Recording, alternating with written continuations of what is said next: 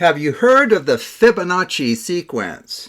It's a famous sequence in mathematics, and many believe it pervades the physical world. Well, I'm here to tell you that there is a new sequence in town.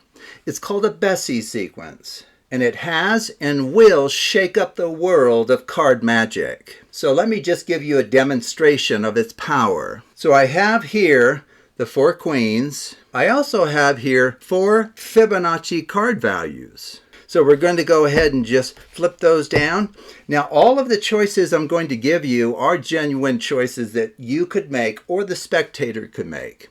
And when I say that a shuffle can be performed more than once, I mean it. In fact, if I say a shuffle can be performed more than once, what that actually is saying is you can perform that shuffle as many times as you like or the spectator calls for. And it will not undermine anything we hope to accomplish. Okay, so just be aware of that. So for the sake of the presentation, I won't repeat these shuffles many times, but you can. And the spectator can ask for that to be done. Okay, so we're going to just randomly stack these. And what I'm going to do is I'm going to go ahead and just deal them out into a triangle, which is kind of fun. And then just pick them up in the opposite order that I dealt them. We can also deal out into a square configuration if you would like, with the choice of stacking the bottom row on top of the top, or vice versa, or the first column on top of the second column, or vice versa. Which of those would you like? You want the second column on top of the first, okay? How would you like these stacked? Bottom on top, okay? You can do as many of those as you like with all of the choices that I just laid out. Bottom row on top, first column on the second, or vice versa for all of those choices. Now we're going to do something called a Charlier 1 shuffle. And I will give a link in the description below to the Charlier 1 shuffle. It's essentially a Charlier shuffle in which you move just one card at a time. We can do as many of those as you would like. We're going to also follow that with an even up jog.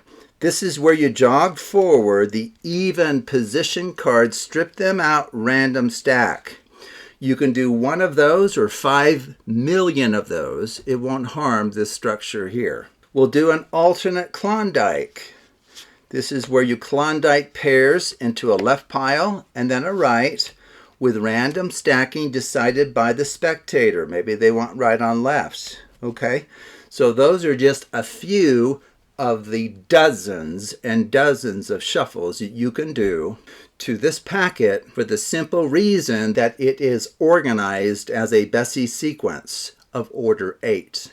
Okay? So we could go back and do additional ones. In fact, I thought of another one that we could do that maybe you would enjoy and the spectator as well. You can deal them out in a square in this fashion, which is slightly different if you go back and watch how I dealt the original square. And now you can crisscross the stacking. So maybe you want this one here and this one here with the left stacked on top of the right. That's just fine. Okay. So at this point, what we're going to do is the cards are going to be in a mess. Now, I'm going to do something that I normally would not do.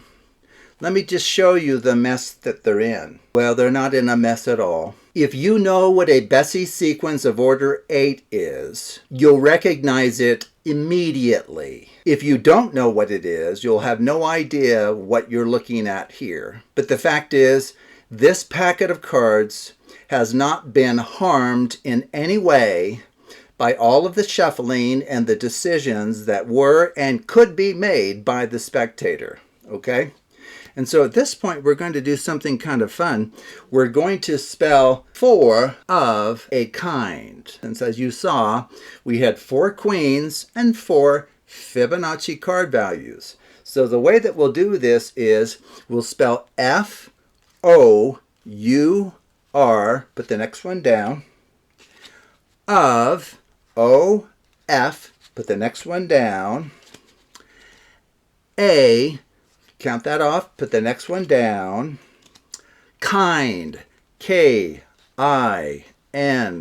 D, put the next one down. So what have we done? We have separated the queens from the Fibonacci value cards. Isn't that flippin' amazing? Okay, so there we go.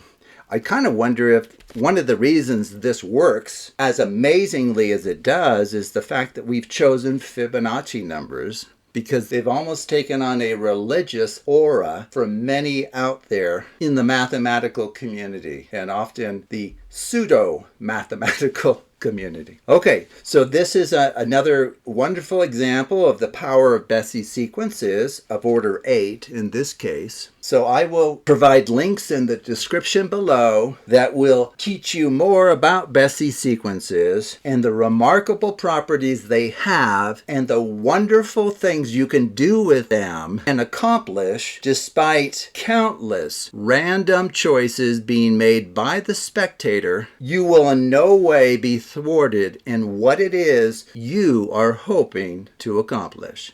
So thank you for watching, and take a look at other videos on the Absolute Math Magic channel.